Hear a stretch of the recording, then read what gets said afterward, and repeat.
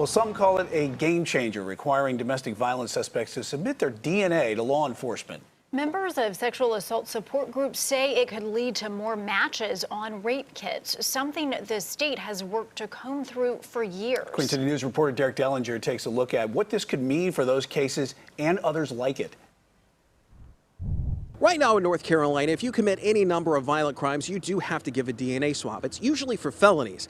But some new legislation going through Raleigh right now would add 2 misdemeanors: assault on a female and assault on a child under the age of 12. In North Carolina, what was once taboo to talk about is now seeing more attention. I don't think people understand how pervasive domestic violence and sexual assault and child abuse is, because there's such a stigma, first of all, about talking about it. And those 3 categories are something that Jessie Lindberg knows a lot about. She's the executive director of Turning Point, an organization in Union County supporting those victims.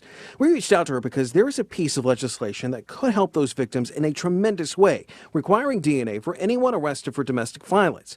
As it stands right now, the law requires those arrested for various violent crimes to submit their DNA, everything from throwing acid at someone to assaulting a law enforcement officer.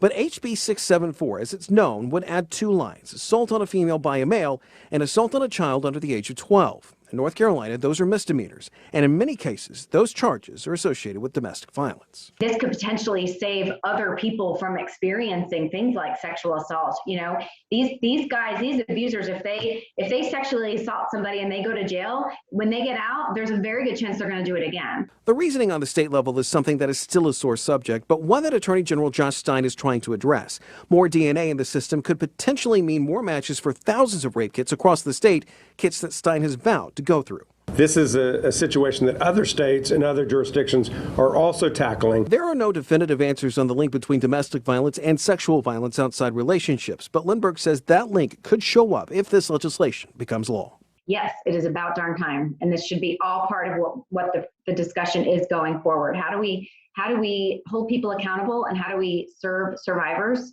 and bring healing to them? We did reach out to the sponsors of this legislation to get a look at what's happening within Raleigh, but they did not get back to us. It did pass by a wide margin in the State House and in the State Senate. It's right now in committee.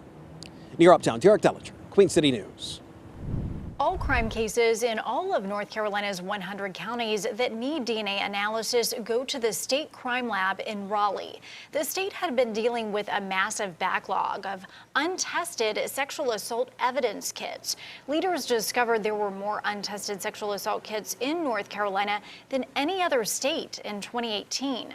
Lab workers processed more than 5,000 kits over the past 4 years, slowly clearing up the backlog. Attorney General Josh Stein said as of April, there were around 16,000 kits still waiting to be tested.